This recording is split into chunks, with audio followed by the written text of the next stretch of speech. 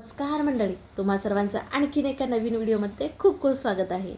आज करत आहोत आपण मस्त खुसखुशीत गरमागरम असे कोबीचे पराठे. कोबीची भाजी न खाणारे हा जर पराठा करून दिलात ना, वाह वाह करत खातील आणि पुन्हा कधी करणार तुम्हाला विचारतील. इतका छान खुसखुशीत होतं.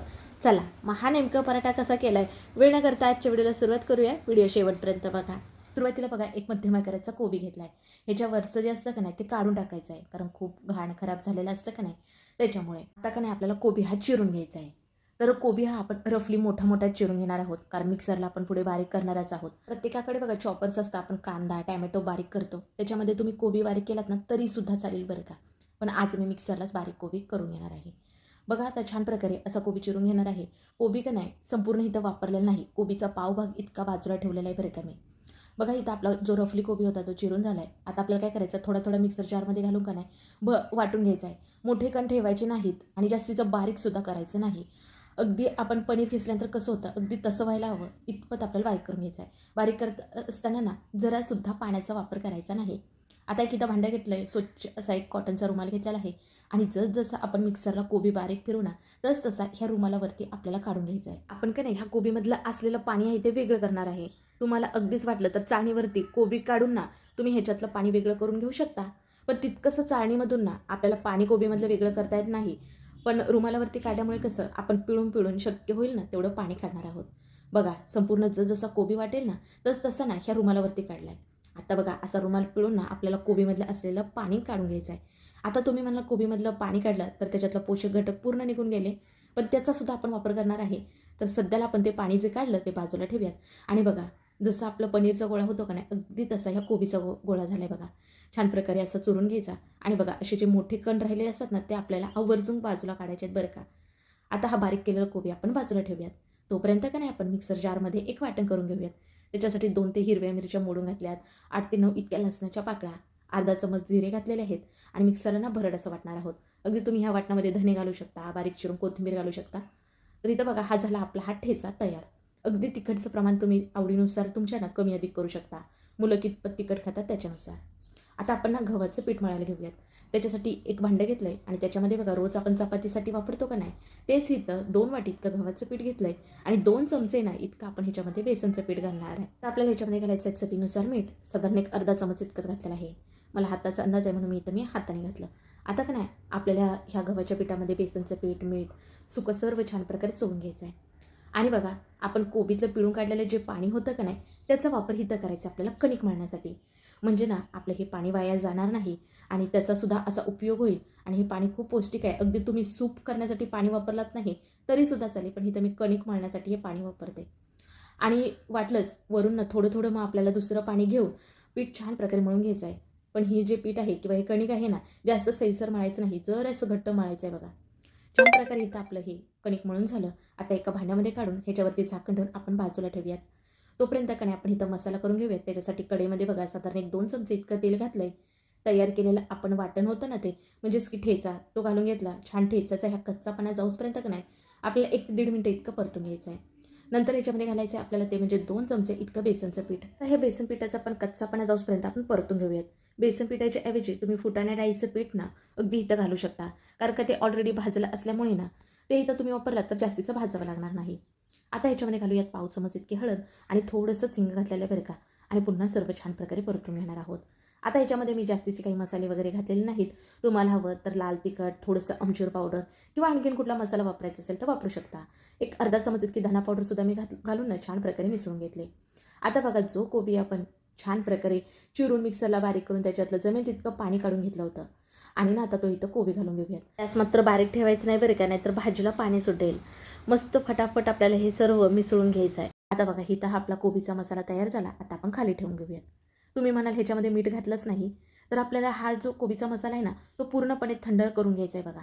आणि मगच ह्याच्यामध्ये आता आपल्याला मीठ घालायचं आहे चवीनुसार एक अर्धा चमच इतकं.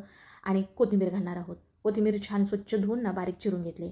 मीठ असं शेवटी थंड मसाला झाल्यानंतर का घालायचं, कारण मीठ घातल्यानंतर ह्या कोबीच्या मसाल्याला का नाही पाणी सुटेल. मग आपलं हे सारण ओलसर होईल.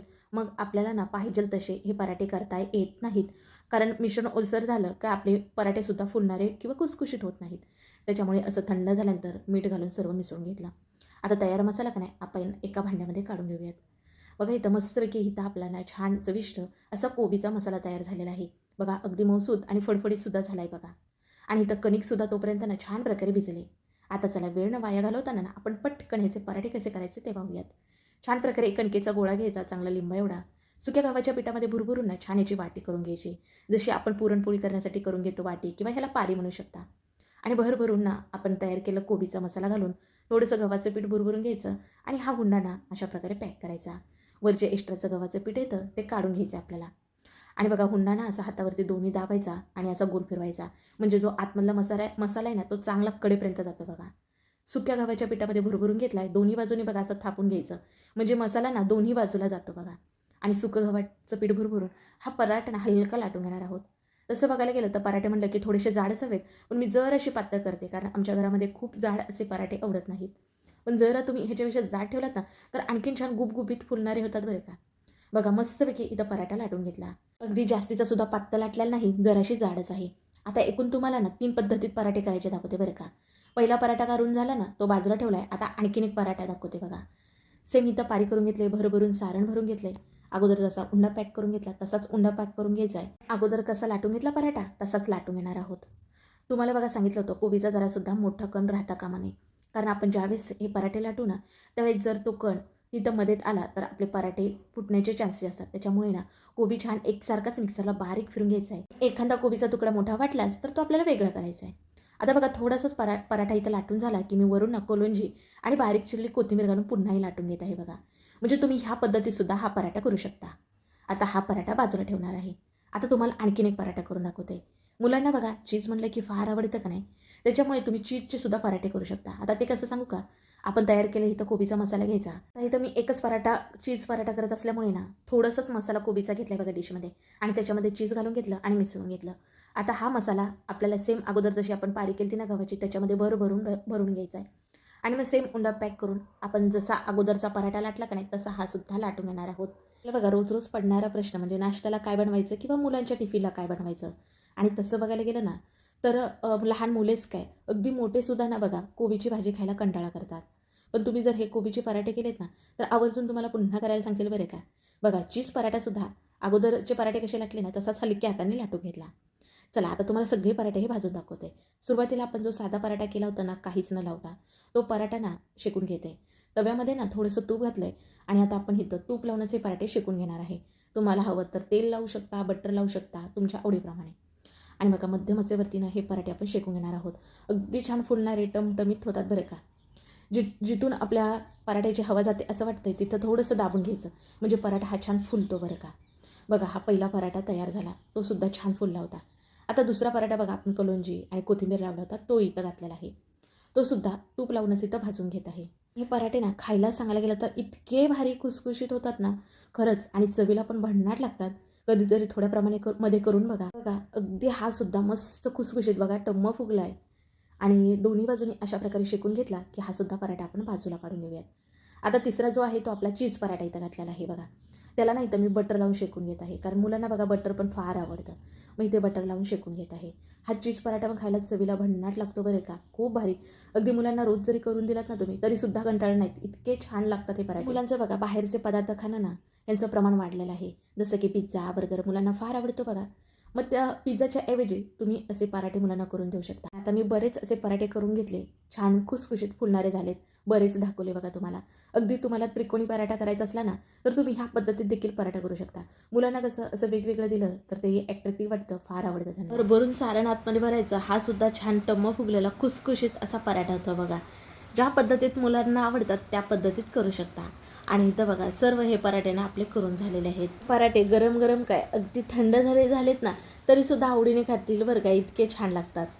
अगदी छान मऊ सूत झालेत बघा. आता तुम्हाला इथं मी जो दाखवत आहे तो चीज पराठा आहे. वाव, बघू शकता अगदी तुम्हाला इथं मी दाखवत आहे त्याच्यावर अंदाज आलाच असेल. खायला देखील तितकेच भारी लागतात बरं का. अगदी तुम्ही ना सकाळी जर असा नाश्ता केला तर दिवसभर तुम्हाला भूक लागणार नाही. अगदी पोट भरल्यासारखं वाटेल बरं का. आणि अगदी काही एका पराठ्यामध्ये पोट भरेल पण तुमचं मन काय भरणार नाही, इतका छान लागतो. आता बघा इथं छान ताजं घरचं दही इथं मी घट्ट घेतलेलं आहे. त्याचबरोबर आपण तयार केलेले पराठे इथं घेतलेलं आहे मी लोणचं. तुम्हाला जर लोणच्यासोबत हे पराठे आवडत असतील तर खाऊ शकता. आणि पराठे म्हटलं की दही यालंच, दहीसोबत खूप छान लागतात. आणि पराठ्यामध्ये बघा आपण जो मसाला कोबीचा भरला ना तो अगदी कडेपर्यंत गेला की आता तुम्ही बघितलाच. मग आजचा व्हिडिओ कसा वाटला नक्की कमेंटमध्ये सांगा. व्हिडिओ जरा सुद्धा आवडला तर पटकन एक लाईक ठोका आणि हो व्हिडिओ शेअर करा तुमच्या मित्रमैत्रिणी परिवारामध्ये, म्हणजे ते सुद्धा करून पाहतील. आणि तुम्ही मला सांगा आपल्या चॅनलला सबस्क्राईब केलं की नाही. केलं असेल तर ठीक आहे, पण नसेल केलं तर आवर्जून करा बरं का. म्हणजे कसं पुढे येणारे असे साधे सोपे छान छान व्हिडिओ तुम्हाला पाहायला मिळतील. चला पुन्हा भेटू अशा नवीन एका रेसिपीमध्ये. तोपर्यंत बाय.